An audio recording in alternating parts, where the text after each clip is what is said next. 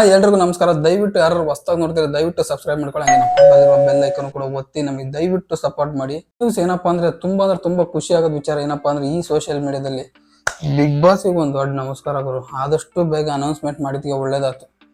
ಏನ್ ಗುರು ಟಾರ್ಚರ್ ಕೊಟ್ರು. ಒಬ್ಬ ನೋಡಿದ್ರೆ ಸೀದಾ ಬಿಗ್ ಬಾಸ್ ಮನೆ ಹತ್ರನ ಹೋಗ್ಬಿಟ್ಟು ಅಲ್ಲೇ ಊಟ ಮಾಡಿ ಅಲ್ಲೇ ಮಲ್ಕೊಂತವ್ನೆ. ಇನ್ನೊಬ್ಬ ನೋಡ್ರೆ ಬ್ರೇಕಪ್ ಅದು ಇದು ಅಂತೇಳಿ ಇವಾಗ ಶುರು ಮಾಡಿಕೊಂತಾನೆ. ಏನ್ ಗುರು, ಇನ್ನೊಬ್ರು ಪಾಪ ಗೊಂಬೆ ಹಾಕೊಂಡ್ರು, ಅವ್ರಿಗೆ ಕಳ್ಸಿದ್ರೆ ಪ್ರಾಬ್ಲಮ್ ಏನ್ ಇರ್ತಿರ್ಲಿಲ್ಲ. ಪಾಪ ತುಂಬಾ ಕಷ್ಟ ಪಡ್ತಾ ಇದ್ರು ಅವರು. ತೀರಾ ಓವರ್ ಆಗಿ ಮಾಡ್ತಾ ಇರ್ಲಿಲ್ಲ. ಒಬ್ಬೊಬ್ಬ ಅವ್ರವ್ರಿಗೆ ಶುರು ಮಾಡ್ಕೊಂಡ್ಬಿಟ್ರಪ್ಪ. ತಲೆ ನೋವು ಬಂದ್ಬಿಡ್ತಾವು. ಓಪನ್ ಮಾಡಿದ್ರೆ ಸಾಕು ಬರೀ ಅವರೇ ಬರ್ತಾರೆ. ಓಪನ್ ಮಾಡದೆ ನನಗಂತೂ ಇನ್ಸ್ಟಾಗ್ರಾಮ್ ಓಪನ್ ಮಾಡಿದ್ರೆ ಸಾಕು ಬರೀ ಅವರೇ ಬರೋರು.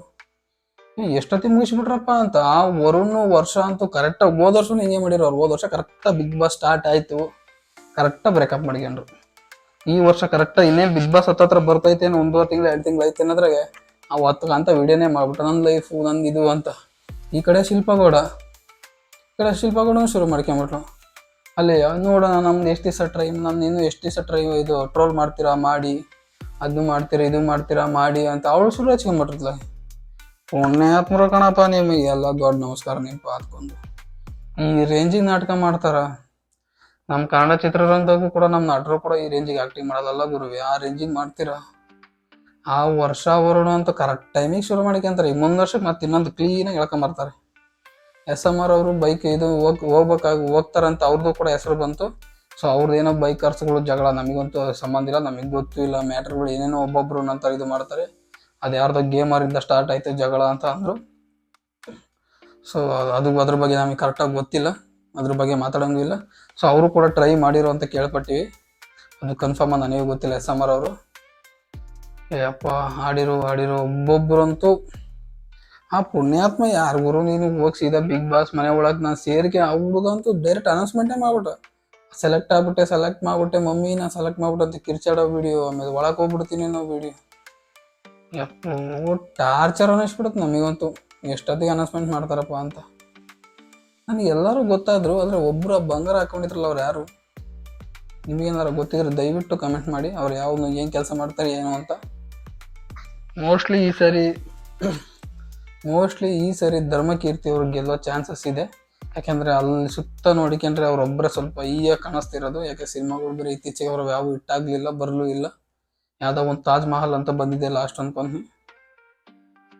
ಮೋಸ್ಟ್ಲಿ ಅವರೇ ಗೆಲ್ಲಬಹುದು. ಗೆದ್ದಾದ್ಮೇಲೆ ಮತ್ತೆ ಸಿನಿಮಾ ರಂಗಕ್ಕೆ ಬರ್ತಾರೆ ಅಂತ ಚಾನ್ಸಸ್ ಇದೆ. ಸೊ ನಿಮಗೇನು ಅನಿಸ್ತು? ಯಾವ ಕಂಟೆಂಟ್ ಇಷ್ಟ ಆದರೂ ಯಾರು ಬರಬೇಕಾಗಿತ್ತು ಅಂತ ನಿಮಗೆ ಹೇಳಿ ಹಂಗೆ ಕಮೆಂಟ್ ಮಾಡಿ ತಿಳಿಸಿ. ನನಗೂ ಕೂಡ ನಾನು ಪ್ರತಿಯೊಬ್ಬರಿಗೂ ಹೇಳೋದು ಇಷ್ಟೇ, ಬಿಗ್ ಬಾಸ್ಗೆ ಅದು ದೊಡ್ಡದೊಂದು ವೇದಿಕೆ. ಓಕೆ, ನೀವು ಅದಕ್ಕೆ ಟ್ರೈ ಮಾಡಿ, ನಿಮ್ಮ ಮಾರ್ಕ್ ನೀವು ಕೆಲಸ ಮಾಡ್ಕೊಂಡು ಹೋಗಿ. ಈಗ ಡಾಕ್ಟರ್ ಬ್ರೋನ ಕರೆದಿದ್ದಾರೆ, ಬಟ್ ಡಾಕ್ಟರ್ ಬ್ರೋ ಹೋಗಲ್ಲ ಅಂತ ಹೇಳಿದ್ರು. ನೋಡಿ ಅವ್ರದ್ದು ಎಷ್ಟು ದೊಡ್ಡ ಗುಣ. 3 ತಿಂಗಳಾಗ ನಾನು 5 ದೇಶ ಸುತ್ತಾರಿತೀನಿ ಅಂದರು. ಅವ್ರಿಗೆ ಆಫರ್ ಬಂದರೂ ಅವ್ರು ಹೋಗಂಗಿಲ್ಲ. ನೀವು ಹೋಗ್ಬಿಟ್ಟು ಅಲ್ಲಲ್ಲೇ ಮಲ್ಕೊಂತಿದ್ದೀರ ಅಂದ್ರೆ ನಿಮಗೆ ಅವ್ರು ಕರಿತಾ ಇಲ್ಲ, ಸರಿನಾ? ಅದಕ್ಕೆ ನಿಮ್ಮ ಕೆಲಸ ನೀವು ಮಾಡ್ಕೊಳ್ಳಿ. ಅವ್ರು ಕರೀತಾರೆ, ನಿಮ್ಮ ಹತ್ರಕ್ಕೆ ಬರುತ್ತೆ ಬಿಗ್ ಬಾಸ್. ಎಲ್ಲೂ ಹೋಗಲ್ಲ. ನೀವು ಈ ವರ್ಷನೇ ಲಾಸ್ಟ್ ಅಲ್ವಲ್ಲ, ಇನ್ನು ಬೇಜಾನ್ ವರ್ಷಗಳಗಟ್ಲೆ ಇರುತ್ತೆ. ನಿಮ್ಮ ಮಾರ್ಕ್ ನಿಮ್ಮ ಕೆಲಸ ಮಾಡ್ಕೊಂಡು ನಿಮ್ಮ ಇದರಿಂದ ಗುರುತಿಸ್ಕೊಳ್ಳಿ. ಕೆಟ್ಟ ರೀತಿ ಬಿಟ್ಬಿಟ್ಟು ಒಳ್ಳೆ ರೀತಿಯಿಂದ ಗುರುತಿಸ್ಕೊಂತ ಹೋಗ್ರಿ. ಆಮೇಲೆ ಅವರೇ ಒಂದು ದಿವಸ ಕರೀತಾರೆ. ನಿಮ್ಮ ಮನೆ ಬಾಕ್ಲ ಮುಂದಕ್ಕೆ ಬರುತ್ತೆ ಬಿಗ್ ಬಾಸ್. ನಿಮ್ಮ ಮನೆ ಬಾಕ್ಲ ಮುಂದಕ್ಕೆ ಬನ್ನಿ ಅಂತ ಕರೀತಾರೆ. ಅವಾಗಲೇ ಸುಮ್ಮನೆ ನೀವು ಅಲ್ಲಿ ಹೋಗ್ಬಿಟ್ಟು ಜನಗಳಿಗೂ ಟಾರ್ಚರ್. ಸೆಕ್ಯೂರಿಟಿ ಇದ್ರ ಸಮೇತ ಹುಡುಗ ಒಳಗಡೆ ಹೋಗ್ಬೇಕು, ಕಷ್ಟಪಡ್ತಿದ್ದ, ಇಲ್ಲ ಅಂತ ಹೇಳ್ತಿಲ್ಲ ನಾನು. ಬಟ್ ಆ ಥರ ಮಾಡೋಕೆ ಹೋಗ್ಬೇಡಿ. ನೋಡೋರಿಗೂ ಸಮ ಇದಾಗುತ್ತೆ. ಇವಾಗೇನೋ ವೈಟ್ ಕಾರ್ಡ್ ಎಂಟ್ರಿ ಅಂತೆ. ಸ್ಟಾರ್ಟಿಂಗ್ ಇದ್ದವ್ರೆ ಗೆಲ್ಲಲ್ಲ. ನೀವು ವೈಟ್ ಕಾರ್ಡ್ ಎಂಟ್ರಿ ಒಳಗಡೆ ಹೋಗ್ಬಿಟ್ಟು ಗೆಲ್ತಿ ಅಂತ ಏನು ಗ್ಯಾರಂಟಿ? ಬರೀ ಒಂದು 4 ದಿವಸ ಇದ್ದು ಬರೋ ಬದಲು ವೆಯ್ಟ್ ಮಾಡಿರಿ. ಮುಂದೆ ವರ್ಷನೂ ಸ್ಟಾರ್ಟ್ ಆಗುತ್ತೆ ಅಲ್ಲ. ಈ ಥರ ಮಾಡೋ ಬದಲು ಈ ವರ್ಷ ಪೂರ್ತಿ ನಿಮ್ಮ ಕೆಲಸ ಮಾಡ್ಕೊಂಡು ಹೋಗಿ, ನಿಮ್ಮ ಜನಗಳ ಹತ್ರ ಗುರುತಿಸ್ಕೊಂಡು ಹೋಗಿ. ಅವಾಗ ಆಟೋಮೆಟಿಕಲಿ ಅವರೇ ಕರೀತಾರೆ, ಸರಿನಾ? ಸೊ ಈ ವಿಡಿಯೋಯಿಂದ ಯಾರಾದರೂ ಬೇಜಾರಾಗಿದ್ರೆ ದಯವಿಟ್ಟು ಕ್ಷಮೆ ಇರಲಿ. ವಿಡಿಯೋ ಇಷ್ಟ ಆದರೆ ದಯವಿಟ್ಟು ಒಂದು ಲೈಕು, ಒಂದು ಕಮೆಂಟು. ವಿಡಿಯೋ ಜಾಸ್ತಿ ಇಷ್ಟ ಆದರೆ ಒಂದು ಶೇರ್ ಅಷ್ಟೇ.